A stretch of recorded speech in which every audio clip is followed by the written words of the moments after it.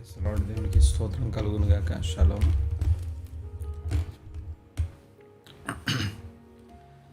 నచ్చరైన యేసుక్రీస్తు గొప్ప నామమున ఉదయకాలపు శుభములందరికీ తెలియజేస్తాను. దేవుని కృప అందరికీ మెండుగా ఈ దినమంతా కొనసాగించబడును గాక. దేవునికి స్తోత్రం. ఈ సమయంలో ఈ రోజుకి సంబంధించినటువంటి వాక్య భాగాన్ని జ్ఞాపకం చేసుకుందాం. చిన్న మాట ప్రార్థన చేద్దాం. ఒకసారి అందరం కలిసి ఇంతవరకు ప్రార్థించినటువంటి ప్రతి ప్రార్థనకి దేవుడు జవాబు దయచేసి ప్రార్థనలను ఆలోకించినాడు. ఒకసారి నమ్మి వందనాలు స్తోత్రం చెల్లిస్తామన్న పరంగా మా పరమ తండ్రి మా దేవ స్తోత్రం స్తోత్రం స్తోత్రం నాయన. ఉదయకాలము నన్ను మమ్మను జ్ఞాపకం చేసుకొని దర్శించినందుకు మీకు వందనాలు.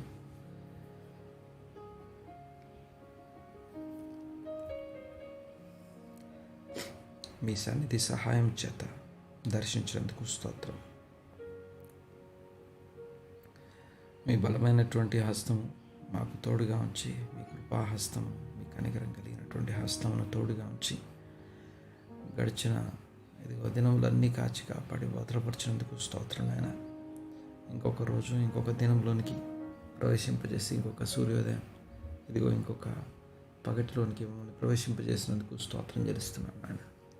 క్రీస్తు గొప్ప నామమున నాతో పాటు ఏకీపించి ఉదయకాలం ఎవరైతే ప్రార్థనలో ఉన్నారో, ఎవరైతే ఈ దినపు ప్రార్థనాంశంతో ఏకీపించారో వారందరి పక్షంగా ప్రత్యేకంగా ప్రార్థన చేస్తున్నాం. చేసిన ప్రతి ప్రార్థన అంగీకరించి జవాబు దయచేయండి ప్రభా. మీ చిత్తానుసారమైన మీ యొక్క మీ స్థాయిలో జవాబు దయచేయమని వేడుకుంటూ మీరు చేయబోతున్న ముందుగా ఆ యొక్క జవాబులను మేళ్లను ముందుగా నమ్మి స్తుతిస్తూ నజరేయుడైన యేసుక్రీస్తు నామమున ఈ స్తుతి ఆరాధన సమర్పిస్తూ ఈరోజు వాక్యం కొరకు అడిగి బ్రతిమాలి నేను ఎంతో వేడుకొంచున్నాము తండ్రి. Amen amen amen. Praise the Lord. దేవునికి స్తోత్రం కలుగును గాక.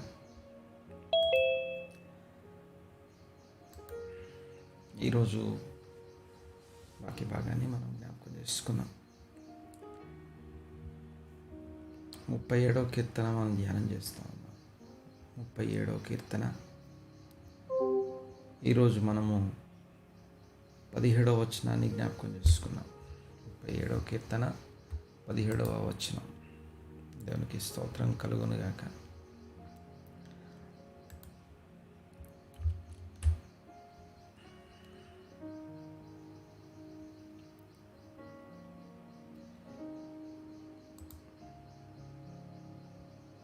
భక్తిహీనుల బాహువులు విరువబడును, నీతిమంతులకు యెహోవాయే సంరక్షకుడు.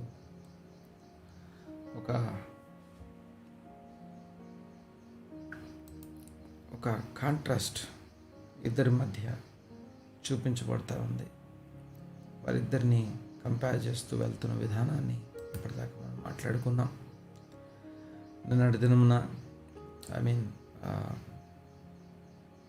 మనం లాస్ట్ సాటర్డే రోజు సబ్బాత్ రోజు నీతిమంతునికి కలిగినది కొంచెమైనను బహుమంది దుష్టులు, యాక్చువల్గా భక్తిహీనులను ఉంది అక్కడ, దుష్టులకున్న ధన సమృద్ధి కంటే శ్రేష్టము అని చెప్పబడుతుంది. నీతిమంతునికి కలిగినది కొంచెమైనను అనేక మంది అయినటువంటి దుష్టుల ధన సమృద్ధి కంటే శ్రేష్టము అని. ఇది 16వ వచనం. 17వ వచనంలో నీతిమంతునికి కలిగినది కొంచెమైనను, 17వ వచనంలో భక్తిహీనుల బాహువులు విరువబడును, నీతిమంతులకు యెహోవాయే సంరక్షకుడు. దేవునికి స్తోత్రం కలుగును గాక. ఈ వచనాన్ని అర్థం చేసుకోవడానికి ప్రయత్నం చేద్దాం.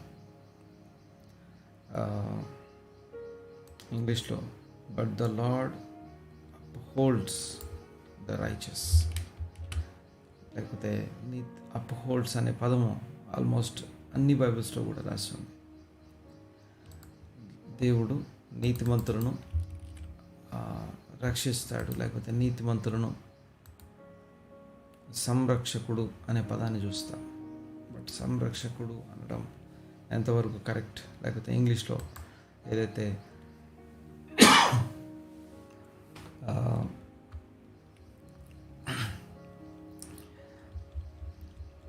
ఎంతవరకు ఈ మాటని మనం చూడాలి, అంటే ఎంతవరకు ఈ మాటని అప్హోల్డ్స్ లేకపోతే సంరక్షణ, ఈ పదం ఎంతవరకు మనము చూడాలి, అర్థం చేసుకోవాలి. గమనించండి ఒకసారి, దీని హీబ్రూలో చూద్దాం ఒకసారి. దేవునికి స్తోత్రం కలుగును గాక. కి జోరోత్ రషీమ్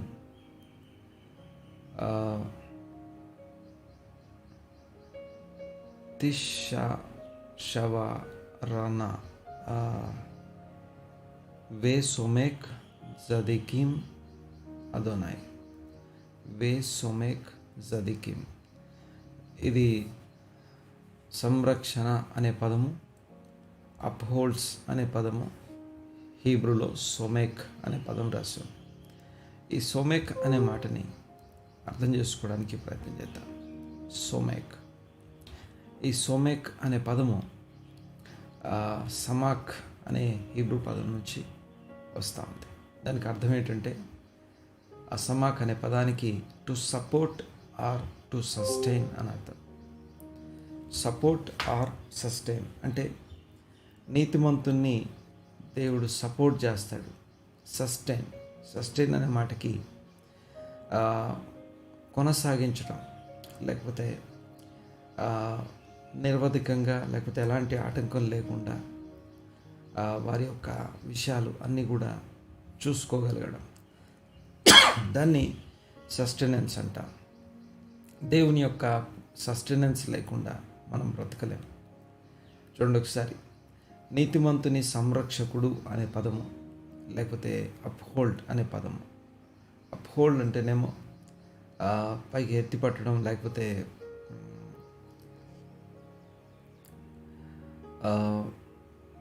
బట్ హీబ్రూ పదం ప్రకారం అయితే టు సపోర్ట్. నీతిమంతులకి సపోర్ట్ ఎక్కడి నుంచి వస్తుంది? నీతిమంతుల సపోర్ట్ అండ్ నీతిమంతుల యొక్క సస్టెనెన్స్కి కారణం ఆ రెండు అర్థాలు ఈ సమాక్ అనే పదం నుంచి మనం చూస్తాం. సోమెక్ అంటే వే సోమెక్ జదికిమ్ అంటే నీతిమంతుల యొక్క సస్టెనెన్స్ యెహోవాయే, లేకపోతే అదోనాయ్. దేవుడే వారి యొక్క సస్టెనెన్స్ అయి ఉన్నాడు అని అర్థం. ఈ మాట మనల్ని రెఫరెన్స్ మనల్ని ఎక్కడికి తీసుకెళ్తుంటే యెహోవా ఈరే అనే చోటికి తీసుకెళ్తుంది. అక్కడ ప్రొవిజన్ లేకపోతే చూసుకుంటాడు అనే పదాన్ని మనం చూస్తాం. దేవుడే కొండ మీద గొర్రెపిల్లను చూసుకుంటాడు అనే చోట యెహోవా ఈరే అనే మాటని మనం వాడతాం. అంటే భక్తిహీనులు, లేకపోతే భక్తిహీనులు అనే పదం ఇక్కడ ఎవ్రీ టైం రిపీట్ అవుతూ ఉంది. కానీ భక్తిహీనులు అనే పదం అక్కడ కాదు. కానీ భక్తిహీనులు కాకుండా రషీం అనే మాటకి దుష్టులు అని అర్థం. భక్తిహీనుడు అంటేనేమో భక్తి ఉండి లేనివాడు, భక్తి ఉండి చేయని వాడిని భక్తిహీనుడు అంటాం. కానీ ఇక్కడ ఉండవలసిన పదం దుష్టుడు అని అర్థం. దుష్టుల బాహువులు విరోబడును అని రాస్తుంది. ఒకసారి ఆ మాటను కూడా మీకు జ్ఞాపకం చేస్తాను. దుష్టుల బాహువులు విరోబడును. అక్కడ to break are to shatter, లేకపోతే ఇంకో మాటలు ఏంటంటే వారి యొక్క శక్తి, వారి యొక్క వీరికి ఉన్నటువంటి ఆ యొక్క ఏవైతే సోర్సెస్ ఉన్నాయో, దుష్టుల యొక్క సోర్సెస్ అంటే ఫైనాన్షియల్ సోర్స్ కావచ్చు, లేకపోతే వారి శక్తి బలం ఉండే సోర్స్ ఎక్కడి నుంచి అయితే వారికి కలుగుతూ ఉందో అవన్నీ కూడా మన హీబ్రూలో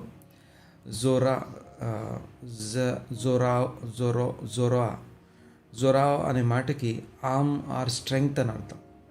అంటే దుష్టుల యొక్క బలము అని అర్థం, దుష్టుల యొక్క శక్తి అని అర్థం. ఒకసారి నాతో పాటు ఈ మాట చూడండి. ఒకసారి ద్వితీయోపదేశకాండము 33వ అధ్యాయం 27వ వచనం. ఎవరు నాకు చదవండి ఒకసారి. ద్వితీయోపదేశకాండము 33వ అధ్యాయం 27వ వచనం.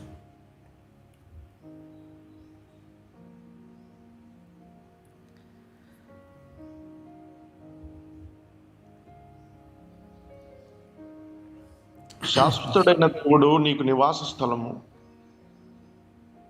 నిత్యముండు బాహువులు నీ క్రింద ఉండును.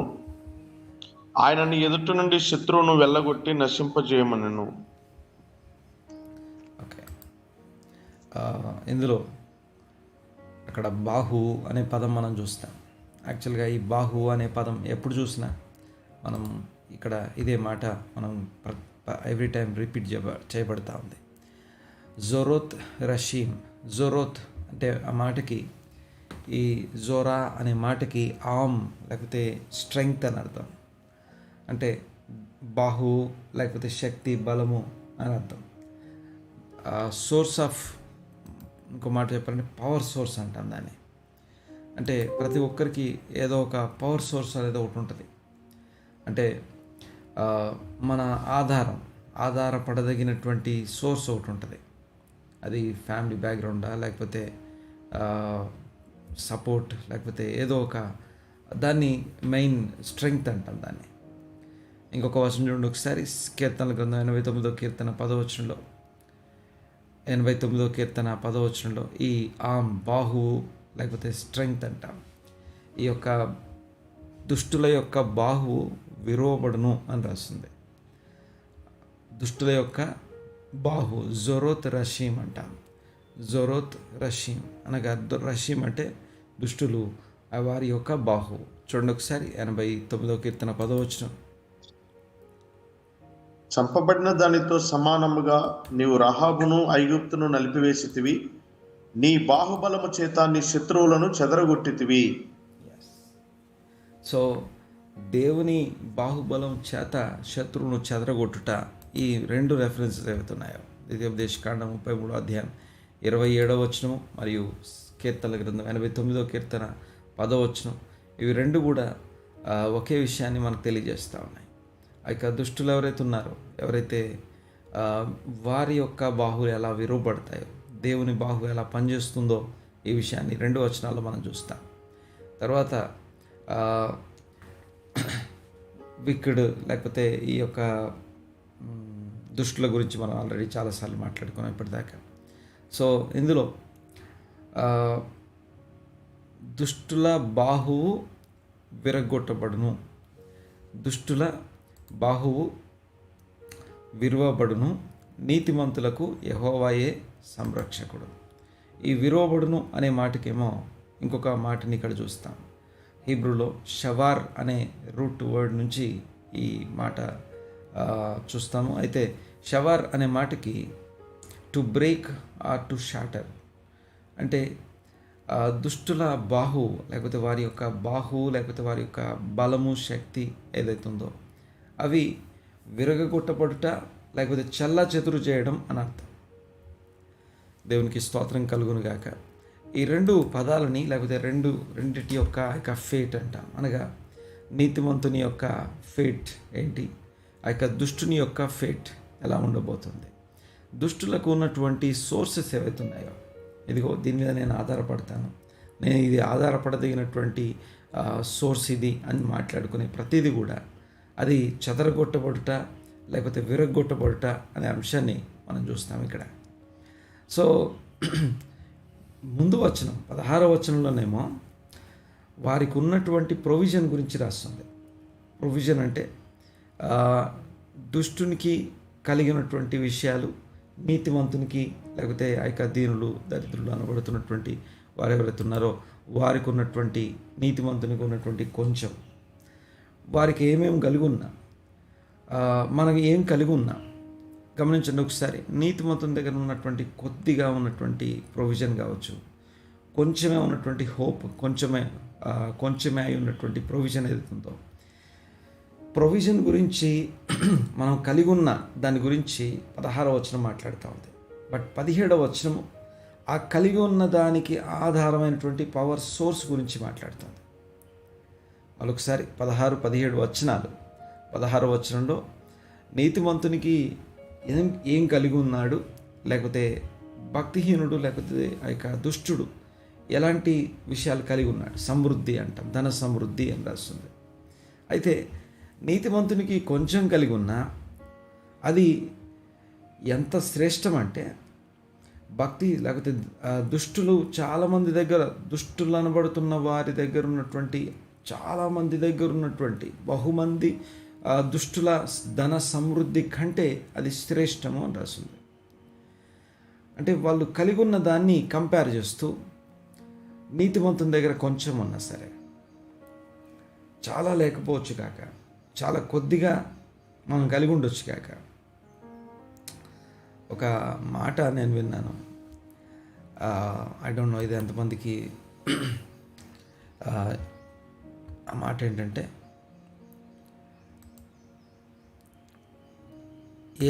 ఏలియా ఒక విధవరాలు లేకపోతే ఒక చావడానికి సిద్ధంగా ఉండి కరువులో ఉన్నటువంటి ఒక విధవరాలు ఇంటికి వెళ్ళినప్పుడు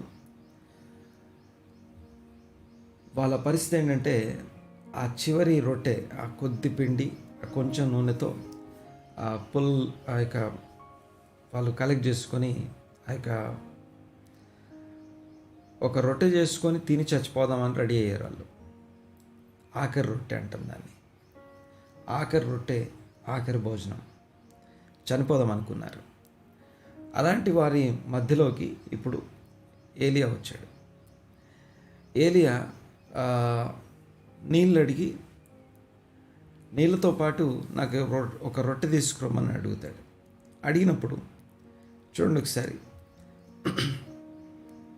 అప్పుడు ఉన్న నిజం చెప్తుంది, ఇది పరిస్థితి అని చెప్పినప్పుడు ఏలియా ఏమాత్రం మొహమాటం లేకుండా, లేకపోతే ఏమాత్రం సరే మీ చావు మీరు చావండి, ముందైతే నాకు తీసుకురావాల్సింది తీసుకురండి అని చెప్పడం చూస్తాను.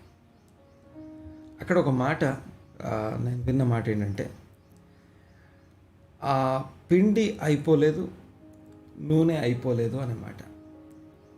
అయిపోలేదు అనంటే అది ప్రతిరోజు అయిపోకుండా అలాగే ఉంటుంది. ఇది ప్రతిరోజు దాని పరిస్థితి ఏంటంటే, ఆ పిండి ఉన్నటువంటి ఆ యొక్క కంటైనర్ నిండా ఏం లేదు.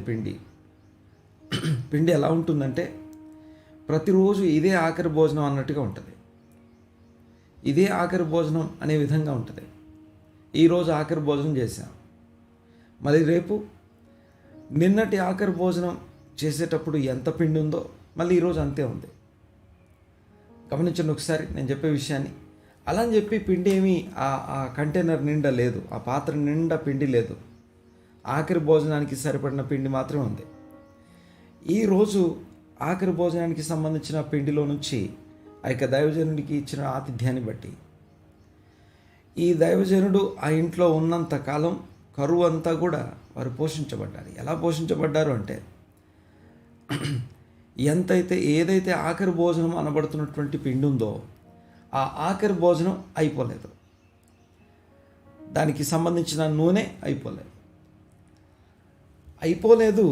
కానీ అలా అని సమృద్ధిగా లేదు, అక్కడ నిండా లేదు, కంటైనర్ నిండా లేదు. ఇప్పుడు కంటైనర్ నిండా లేకపోవడాన్ని చూసిన వాళ్ళు ఎవరైనా సరే ఆఖరి భోజనం ఉంది అంటారు. కానీ ఆ ఆఖరి భోజనం ఎప్పటిదాకా ఉంటుంది అంటే, ఈ దైవజనుడు ఆ ఇంట్లో ఉన్నంతసేపు, లేకపోతే ఈ కరువు కాలం అంతా కూడా ఆ విధవరాలు, ఆ తర్వాత ఆ వృద్ధురాలు, ఆ తర్వాత ఈ వ్యక్తి అనగా ప్రవక్త, వీళ్ళు పోషించబడడానికి సరిపడిన భోజనం ఎప్పుడు ఉంటుంది. ఇది నీతిమంతుల భోజనం ఆశీర్వాదకరమైంది అనేది మొదటి 16వ వచనం మాట. ఆశీర్వాదకరమైంది. చాలాసార్లు మనం అనుకుంటాం ఎంత బ్యాలెన్స్ ఉంది, నంబర్ ఇంపార్టెంట్ కాదు. బాగా వినాలి ఒకసారి. ఇంకోటి, యాక్చువల్గా వాటర్కి ఎలాగైతే కలర్ ఉండదో, వాటర్కి ఎలాగైతే రుచి లేకపోతే కలర్ కానీ లేకపోతే టేస్ట్ కానీ ఉండదు కదా, అలాగే ఈ ధనము కూడా లేకపోతే ప్రొవిజన్ కూడా ఎలా ఉంటుందంటే, వ్యక్తిని బట్టి దాని యొక్క క్యారెక్టరిస్టిక్స్ మారిపోతాయి.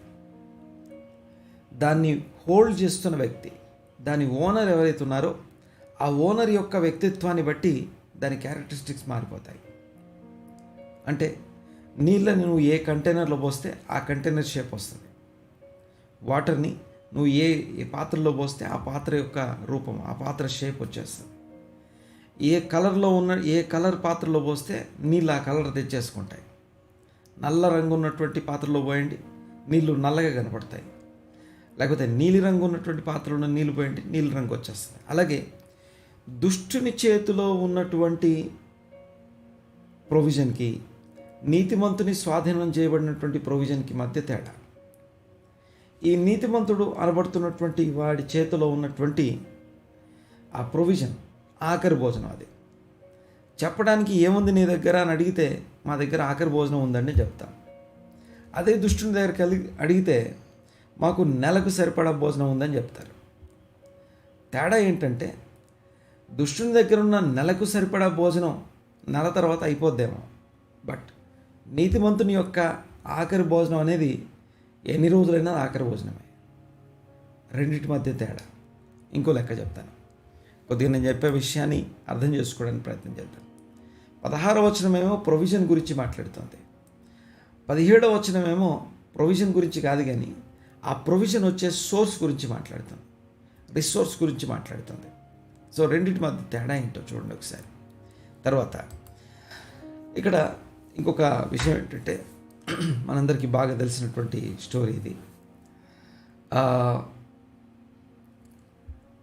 పాల్తేన్ దేశం అనబడుతున్నటువంటి కనాన్ దేశంలో ఒక ల్యాండ్ రూల్ అంటాం కదా, అనగా ఆ భూమి చట్టం, లేకపోతే ఆ దేశంలో ఉన్నటువంటి చట్టం. అది ఆ దేశంలో ఉండవలసినటువంటి, లేకపోతే దేవుడు ఏర్పాటు చేసిన ఒక రూల్ ఏంటంటే 6 సంవత్సరాలు పంట వేసుకోవాలి. 6 సంవత్సరాలు పంట వేసుకోవాలి. 7వ సంవత్సరం భూమికి విశ్రాంతినివ్వాలి. గమనించండి ఒకసారి. అక్కడ లేవియాకాండంలో ఈ మాట రాయబడి ఉంది. ఏమన్నదంటే 6 సంవత్సరాలు పంట వేసుకుంటా, 7వ సంవత్సరం వదిలేస్తాం కదా.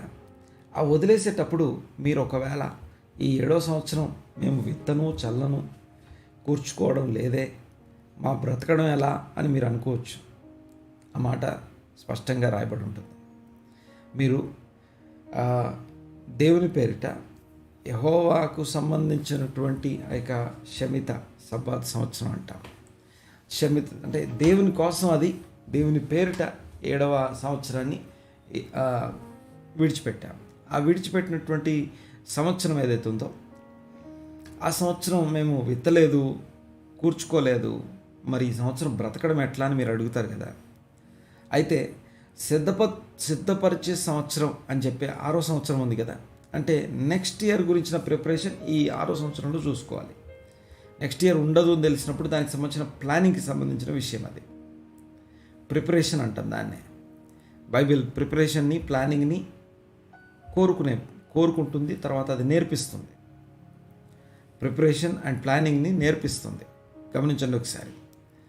పాయింట్ ఏంటంటే, మీకు 6వ సంవత్సరం ఏదైతే మీరు సిద్ధపడుతూ ఉండే సంవత్సరం ఉంది కదా, నెక్స్ట్ ఇయర్ 7వ సంవత్సరం మీరు ఇక ఇశ్రాయేల్లో లెక్క ఎలా చూస్తారంటే 3 సంవత్సరాలకు ఒకసారి దశంభాగాన్ని క్యాలిక్యులేట్ చేస్తారు.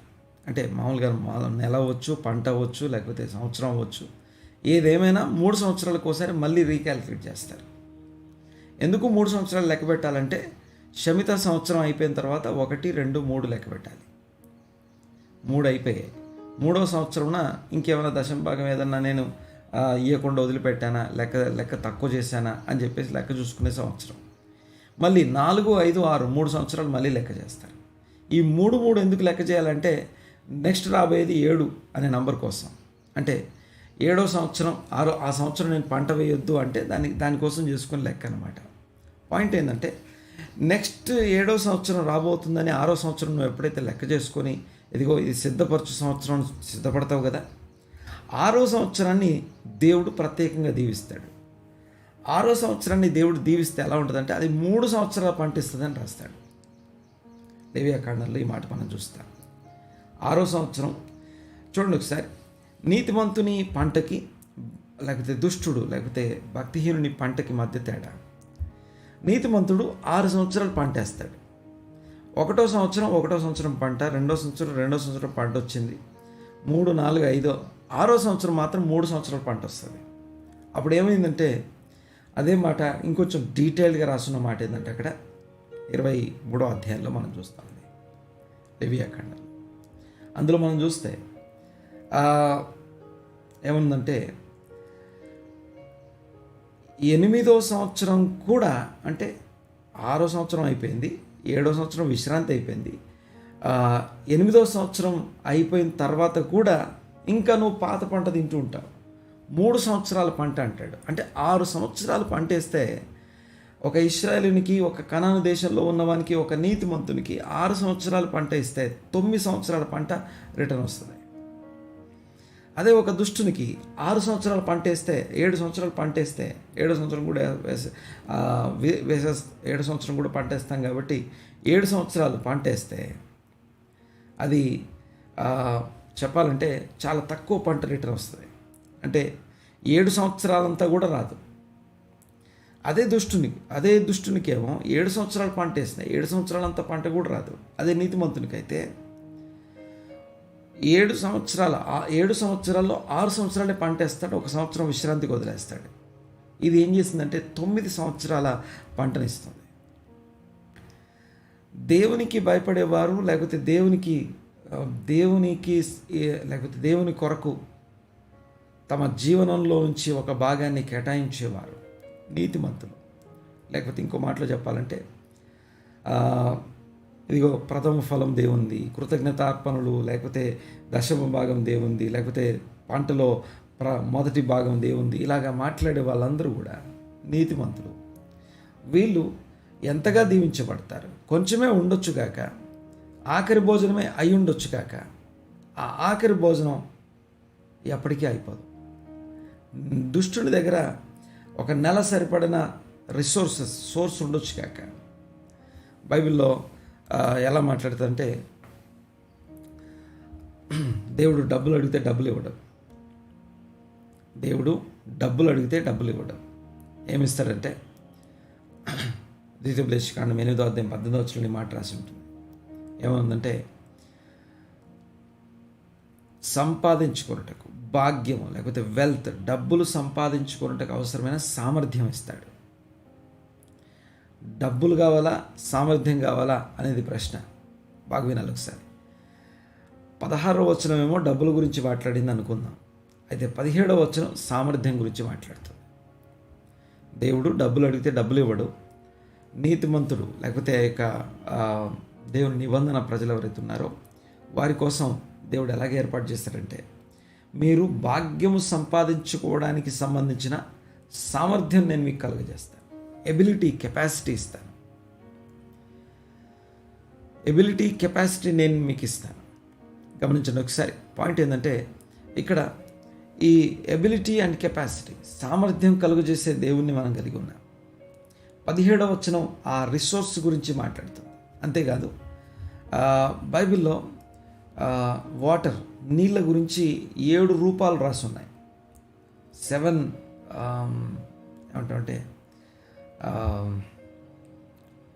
7 ఫార్మ్స్ ఆఫ్ వాటర్. ఆవిరి, లేకపోతే మంచు, లేకపోతే ఎలాగంటాం మనం 7 రకాల ఫార్మ్స్, అనగా 7 రూపాల్లో ఉంటుంది వాటర్ బైబిల్లో. అంతేకాకుండా 7 kinds of resources, water sources polythene ప్రదేశంలో ఉంటాయి. మరొకసారి 7 కైండ్స్ ఆఫ్ 7 రకాల రిసోర్సెస్ ఉంటాయి పాలిథీన్ ప్రదేశంలో. వాగులు అంటాం, లేకపోతే ఊటలు అంటాం, లేకపోతే ఆకాశపు వర్షం అంటాం, ఆకాశపు మంచు అంటాం. సో అలాగా 7 థింగ్స్ ఉంటాయి. ఇవి 7 థింగ్స్ ఏవైతే ఉన్నాయో ఈ 7 కూడా వాటర్ గురించి అండ్ వాటర్ సోర్సెస్ గురించి మాట్లాడుతున్నాయి. ఆ ఫైనాన్షియల్ స్ట్రీమ్స్ అంటారు వాటిని, ఫైనాన్షియల్ స్ట్రీమ్స్ అంటాం. మీకు మన ఎకనామిక్ లాంగ్వేజ్లో మాట్లాడితే రెవెన్యూకి ఫైనాన్స్కి డిఫరెన్స్ ఉంటుంది.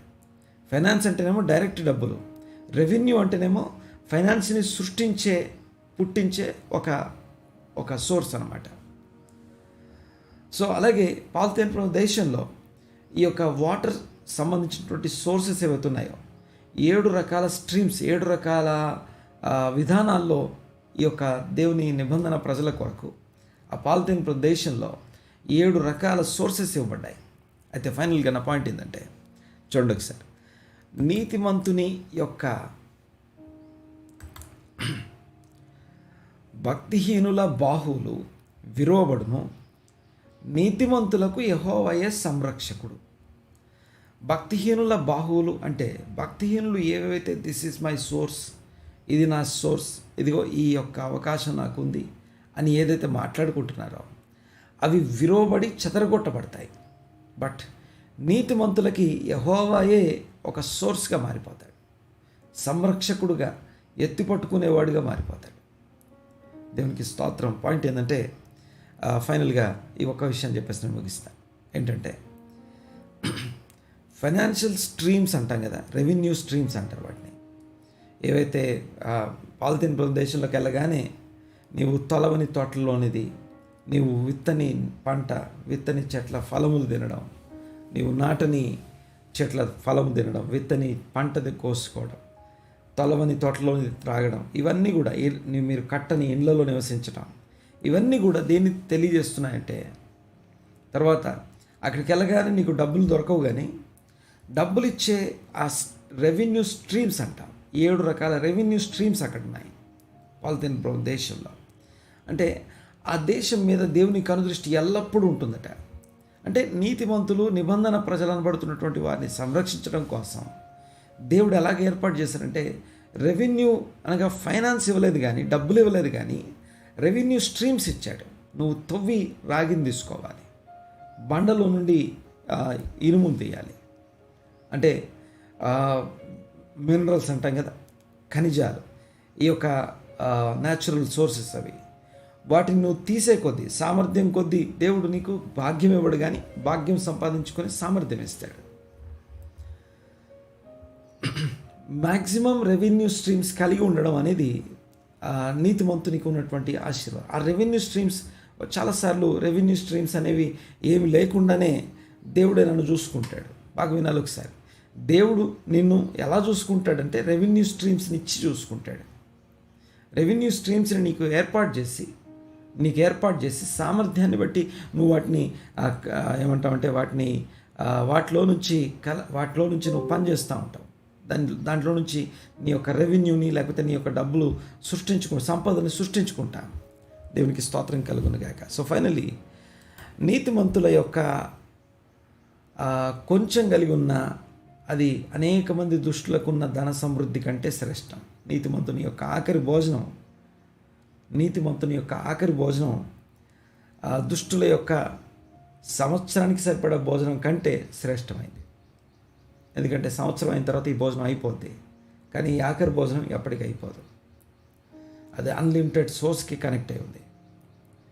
తర్వాత భక్తిహీనులకి ఉన్నటువంటి స్ట్రీమ్స్ అండ్ రిసోర్సెస్ ఏవైతే ఉన్నాయో, బాహువులు ఏవైతే ఉన్నాయో, స్ట్రెంగ్త్ ఏదైతుందో, ఇది నా బలం అని చెప్పుకునే ఆ బాహువులు ఏవైతే ఉన్నాయో అవి విరోబడును లేదా చెదరగొట్టబడతాయి. నీతిమంతులనైతే యెహోవాయే సంరక్షకుడై ఉంటాడు. ప్రార్థన చేసుకున్న కళ్ళు మూసుకుందాం. పరమ తండ్రి, మా దేవా, మీకు వందనాలు, స్తుతులు, స్తోత్రం చెల్లిస్తున్నా. సర్వాధికారి, సర్వశక్తిమంతుడా, మీకు వందనాలు. క్రీస్తు గొప్ప నామన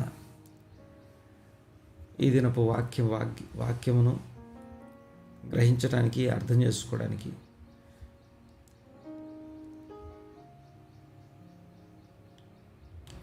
కృపనిచ్చిన దేవా, మీకు వందనాలు. మీ సన్నిధిని బట్టి కృతజ్ఞతలు, స్తుతులు, స్తోత్రం. నాతో పాటు ఏకీవించిన ప్రతి వ్యక్తిని ఇదిగో నీతిమంతుల ఆశీర్వాదాల చేత నింపమని ప్రార్థన చేస్తున్నా. నీతిమంతునికి కలుగు ఆపదలు అనేకములు, యెహోవా వాటన్నిటిలోంచి అత్యధికమైన విజయం దయచేస్తారన్న మాటను బట్టి మీకు వందనాలు. నీతిమంతుని తల మీద ఆశీర్వాదం ఉండునన్న మాటను బట్టి మీకు వందనాలు. అయ్యమ్మ, మరొకసారి నీతిమంతుల దీవెనలు జ్ఞాపకం చేసుకునే ధన్యత మాకు అనుగ్రహించారు. ఇదిగో వారిని ఎత్తిపట్టుకునే సంరక్షించే దేవుడిగా మీరు ఉన్నందుకు మీకు వందనాలు, స్తోత్రం చెల్లిస్తున్నాం. మా ఆఖరి భోజనం అయిపోదన్న మాటను బట్టి మీకు వందనాలు. అలాగే మీకు వందనాలు, స్తోత్రం. ఈ సమయంలో ఏకీవించిన ఒక్కొక్కరి కోసం ప్రత్యేకంగా ప్రార్థన చేస్తున్నాను. వారందరినీ మీ ఆత్మచేత నింపండి, మీ శక్తి, బలం, ఆరోగ్యం దయచేయండి. వారి ఈ దినపు వర్కింగ్ డేలోకి వారు వెళ్తుండగా వారికి ఉన్నటువంటి ఆ యొక్క వర్క్ ప్రెజర్ అంతా తొలగించి మనుషుల నిమిత్తం కాక దేవుని నిమిత్తం పనిచేయడానికి కృప దయచేయండి. ప్రభు నిమిత్తం శుద్ధ అంతఃకరణతో పనిచేయడానికి కృప దయచేసి ప్రార్థన చేస్తున్నాను. మీ బిడ్డల మీద మీకు దృష్టి ఉంచండి. ఇదిగో వారికి ఉన్న రిసోర్సెస్ కొరకు ప్రార్థన చేస్తున్నాం, మల్టిప్లై చేయండి. ఎవరెవరు ఫైనాన్షియల్ ప్రాబ్లంలో ఉన్నారో ఆ ఫైనాన్షియల్ ప్రాబ్లంలో ఉన్న వారందరూ ఇదిగో ఆఖరి భోజనం అయిపోదు అనే విధంగా మీకు వారి ఫైనాన్సెస్ని మీకు కనెక్ట్ చేసి ఉంచడానికి ప్రతి ఒక్కరికి జ్ఞానము, తెలివి, వివేచన అనుగ్రహించమని ప్రార్థిస్తున్నాం. అలాగే మీకు వందనాలు, స్తోత్రంనైనా ప్రతి ఒక్కరు ఎవరైతే అనారోగ్యంతో ఉన్నారో సంపూర్ణమైన ఆరోగ్యము, సంపూర్ణమైన నెమ్మది, సంపూర్ణమైనటువంటి మీ యొక్క సన్నిధి మీ బిడ్డలకు ఆ తోడుగా ఉంచి ఆశీర్వదించమని, సంరక్షించమని వేడుకుంటూ నీతివంతుల దీవెనలతో ఒక్కరిని దర్శించి నీతి క్రియల యొక్క దీవెనలు ప్రతి ఒక్కరికి అనుగ్రహించమని వేడుకుంటూ స్తుతించి ఆరాధించి మీ నామాన్ని గొప్ప చేస్తూ ఈ ప్రార్థన నజరేయుడైన యేసుక్రీస్తు నామమున అడిగి బ్రతిమాలి వినయంతో వేడుకుంటున్నాం తండ్రి. ఆమేన్, ఆమేన్, ఆమేన్.